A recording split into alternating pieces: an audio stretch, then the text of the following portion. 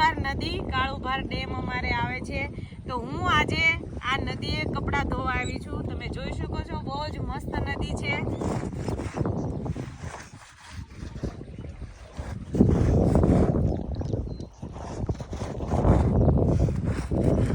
અમે પેલા બહુ જ કપડાં ધોવા અહીંયા આવતા, અને પાણી એટલું મીઠું હોય ને, એક મસ્ત એક થોડો ખાબુ દેવી ને ત્યાં આખા કપડામાં લાગી જાય અને મસ્ત કપડાં થઈ જાય.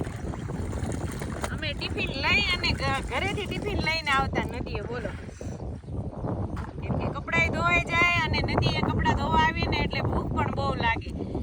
એટલે છે ને આઈના કપડાં ધોઈને પાછા સૂકવી પણ આઈના નાખતા, એટલે સીધું સૂકવીને ઘરે જઈને સીધા કપડાં છે ને વાળીને મૂકવાના જ રહેતા. નદીએ ધોવા આવીને એટલે ભૂખ બહુ લાગે.